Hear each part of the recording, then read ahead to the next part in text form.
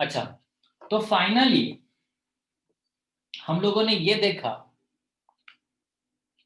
कि कभी कभी NH3 होल 6 हमारे पास, आप अगर देखोगे सेकेंड पेज में अगर आप देखोगे, सेकेंड नहीं sorry 1 2 3 fourth page sir, second page नहीं, फोर्थ पेज में अगर आप देखोगे ये जो कंपाउंड सब दिया गया है, ठीक है, तो इसको अगर मैं कोऑर्डिनेशन स्फीयर में अरेंज करूं तो पहले हमारा ये वाला आंसर निकला,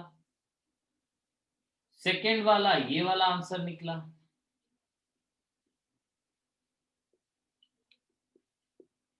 थर्ड वाला में ये आंसर निकला।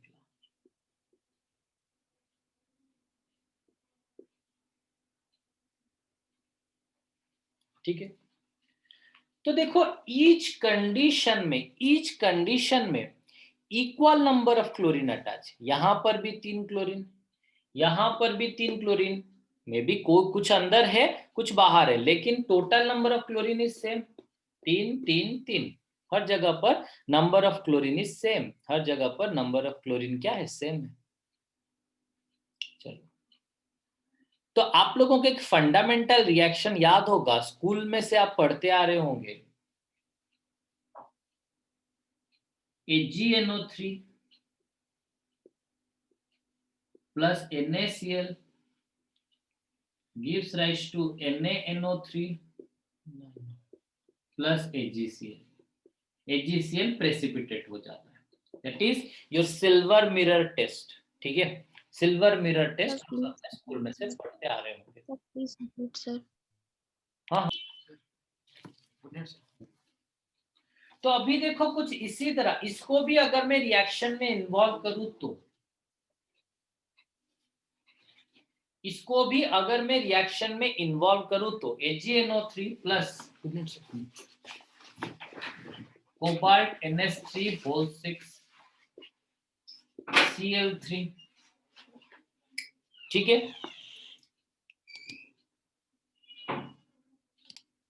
अभी देखो अगर मैं ये पहले वाला कंपाउंड के साथ AgNO3 का रिएक्शन करूं तो, अगर मैं ये पहले वाला कंपाउंड के साथ AgNO3 का रिएक्शन करूं तो याद रखना एक चीज कि कंप्लेक्स स्फीयर का, कोऑर्डिनेशन स्फीयर और कंप्लेक्स स्फीयर का बाहर, कंप्लेक्स स्फीयर में से बाहर जितना क्लोरीन होगा, दोज आर रिप्लेसेबल क्लोरीन, मतलब वो रिएक्शन में इन्वॉल्व हो पाएंगे। सर वॉइस कट गया सर, क्या बोले? मैंने बोला कि कोऑर्डिनेशन स्फीयर के बाद बाहर जितना क्लोरीन रहेंगे, those are actually the replaceable chlorine, मतलब वही क्लोरीन रिएक्शन में इन्वॉल्व हो सकते हैं, मतलब कोऑर्डिनेशन स्फीयर के बाहर जितने भी क्लोरीन है वो सब रिएक्शन में इन्वॉल्व हो सकते हैं। कोऑर्डिनेशन स्फीयर के बाहर, कोऑर्डिनेशन स्फीयर के बाहर जितने क्लोरीन है वही बस रिएक्शन में इन्वॉल्व हो सकते हैं, बाकी सब नहीं। कैसे, देखो यहां पर मैंने AgNO3 पूरा एक्सेस लिया हुआ है, कोई बात नहीं। तो अभी अभी हमने क्या किया था, AgCl बन रहा था ना, AgCl। अच्छा, यहां से कितना क्लोरीन निकल के AgNO3 के साथ रिएक्शन कर सकता है, 3 क्लोरीन, क्योंकि तीनों के तीनों क्लोरीन कोऑर्डिनेशन स्फीयर के बाहर है, तो 3 क्लोरीन यहां पर AgNO3 के साथ रिएक्शन कर सकते हैं, 3 क्लोरीन यहां पर AgNO3 के साथ रिएक्शन कर सकते हैं, तो AgNO3 plus 3 chlorine gives rise to 3 AgCl, 3 AgCl formation होगा। एक चीज मैं दूसरा एग्जांपल देता हूं, फिर आप क्लियर हो जाओगे। फिर यहां पर भी मैंने बहुत सारा AgNO3 दे दिया, यहां पर भी मैंने बहुत सारा AgNO3 दे दिया, तो होगा क्या, मैंने अभी अभी आपको बोला कि अंदर का क्लोरीन रिएक्शन में इन्वॉल्व नहीं हो सकता, अंदर का क्लोरीन रिएक्शन में इन्वॉल्व नहीं हो सकता। बस बाहर का 2 क्लोरीन है, तो 2 क्लोरीन Ag के साथ रिएक्शन करके 2 AgCl बनाएंगे। 2 क्लोरीन Ag के साथ रिएक्शन करके 2 AgCl बनाएंगे।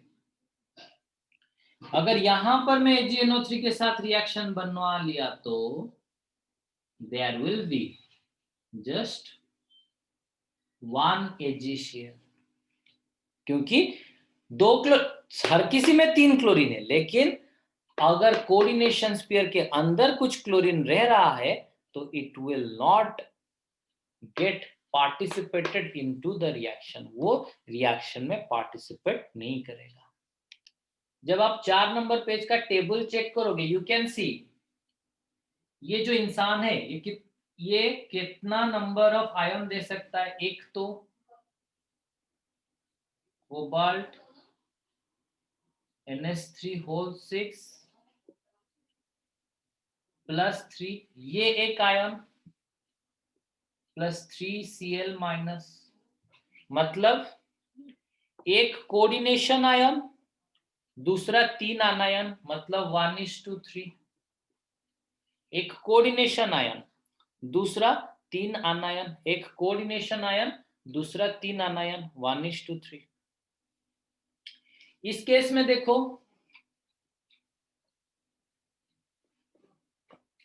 Sir doubt. हाँ रुको रुको 1 minute. Cobalt NH3 whole 5 Cl plus 2 plus 2Cl minus, ये कोऑर्डिनेशन स्फीयर एक आयन, फिर 2 क्लोरीन आयन। फिर इस केस में देखो ये एक, ये भी एक, तो यहां पर 1:1। ठीक है, तो इसी तरह आयन में कन्वर्ट हो जाता है। बोलो, ये तो हो गया आपका कोऑर्डिनेशन स्फीयर में अरेंज करना। तो अभी आप पूरा का पूरा वर्नर्स थ्योरी पढ़ सकते हो। Now we will go for एक छोटा सा पोर्शन हमने लैप्स कर लिया था, the name of coordination compound having complex cation and complex anion. मतलब एक कोऑर्डिनेशन कंपाउंड जिसमें कॉम्प्लेक्स कैटायन भी होगा, मतलब जो कॉम्प्लेक्स होगा वो एक कैटायन भी होगा, जो कॉम्प्लेक्स होगा वो क्या होगा, आनायन भी होगा। ठीक है, एक कैटायन होगा, दूसरा क्या होगा, आनायन भी होगा। मतलब complex ion will be cation and complex ion will be anion. देखो, अगर आप लोगों को याद होगा, मैंने जब बताया था मेटल इन कॉम्प्लेक्स आनायन, जब कोई कॉम्प्लेक्स आयन आनायन के फॉर्मेट में होता है, ठीक है, जब एक कॉम्प्लेक्स आयन आनायन के फॉर्मेट में होता है तो वो हाँ, उसके बाद हम सॉफिक्स लगाते हैं एट।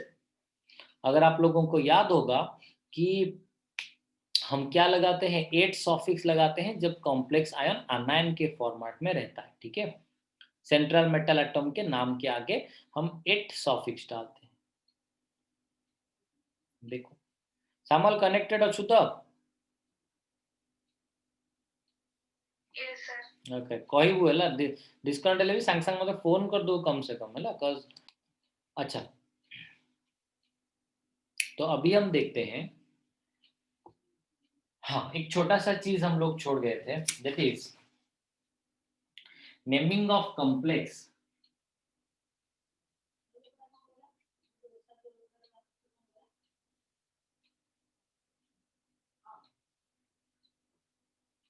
having complex cation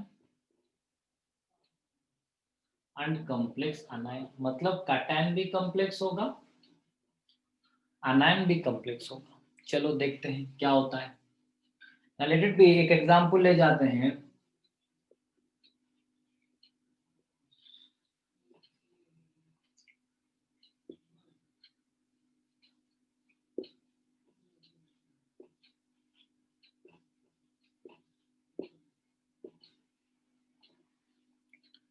ये थोड़ा सा यहाँ पर आपको थोड़ा सा आइडिया अपना यूज करना पड़ेगा। ठीक है, देखो कैसे,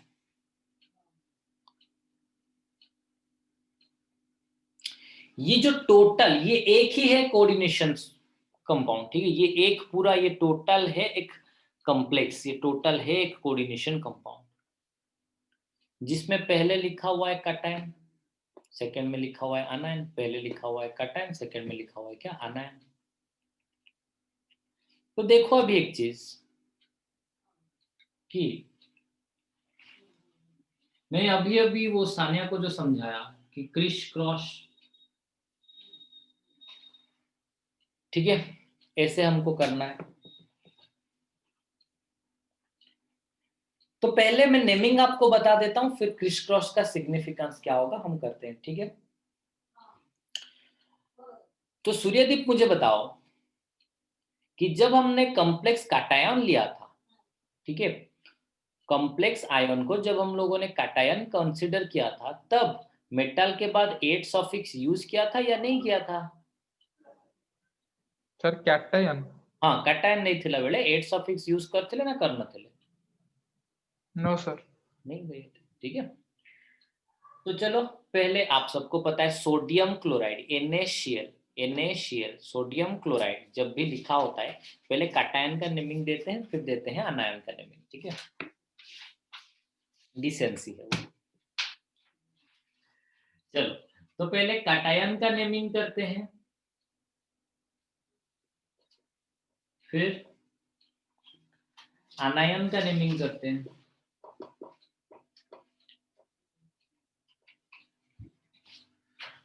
अच्छा, जब कभी भी हमने कोऑर्डिनेशन कंपाउंड को नेमिंग किया, पहले हम लोगों ने लिगैंड का नेमिंग किया था इन अल्फाबेटिक ऑर्डर, लिगैंड का नेमिंग इन अल्फाबेटिक ऑर्डर किया था। अगर ये वाला देखो, अगर ये वाला अभी मैं जो प्रोसीजर बोल रहा हूं, अगर ये वाला समझ में नहीं आया, अगर आपका गलती हुआ, तो मैं इसके लिए भी एक फॉर्मूला बता दूंगा, ठीक है। अगर ये वाला प्रोसीजर भी आपको समझ में नहीं आया या फिर गलती हुआ, तो मैं आपको इसके लिए भी एक फॉर्मूला बता दूंगा। तो name of the ligand in alphabetic order, देखो यहाँ पर तो वैसे भी एक ही लिगैंड है, ये कोऑर्डिनेशन कंपाउंड, मतलब जब इसका नामकरण करोगे ना तो इसको भूल जाना पूरा, जब इसका नाम दोगे इसको पूरा भूल जाना, जब इसका नाम दोगे इसको पूरा भूल जाना, ठीक है।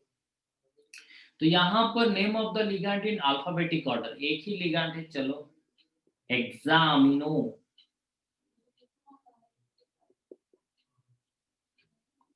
हेक्सामिनो है कौन यहाँ पर, मेटल एटम, निकल, खत्म। अगर कुछ लिगैंड होता तो हम करते,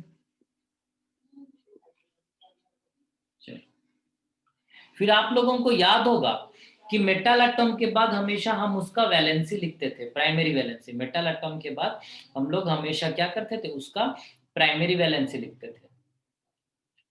तो मैं प्राइमरी वैलेंसी रोमानिक लिखते थे, तो मैं अभी प्राइमरी वैलेंसी का जगह छोड़ देता हूँ, ठीक है। बाद में कैलकुलेशन करके आपको दिखाऊंगा, मतलब बाद में, मतलब बाद में नहीं, अभी इसको लिखने के बाद। देन ये कैटायन का नेमिंग हो गया। देन हम आते हैं अनायन पार्ट को, ठीक है। देन हम आते हैं अनायन पार्ट। अनायन पार्ट में लिगैंड कौन है रश्मि? अनायन पार्ट में लिगैंड कौन है? Cyanide. That is हेक्सासियानो।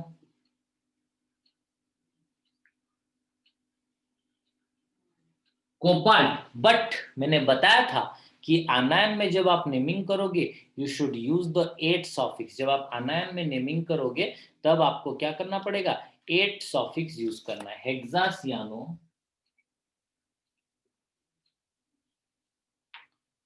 Cobaltate, हेक्सासियानो cobaltate, क्योंकि अभी ये जो सेंट्रल मेटल एटम यहाँ पर है, अभी यहाँ पर जो सेंट्रल मेटल एटम है वो क्या हुआ है, आनायन के कंडीशन में, दैट इज 8 में है। हेक्सासियानो कोबाल्टेट, फिर उसका ऑक्सीडेशन स्टेट हम लिखेंगे, ठीक है, बाद में। सर हाँ, सर हेक्सस। ये इधर गया, ये इधर आया, तो चलो देखते हैं।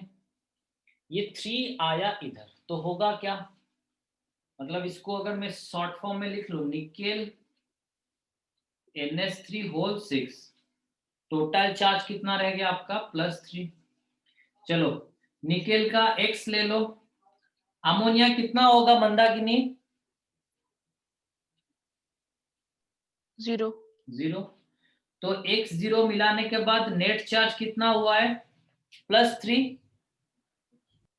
ये टोटल चार्ज मिलने से ही +3 हो रहा है ना। Yes sir. तो x + 0 gives rise to +3, मतलब x is equal to +3।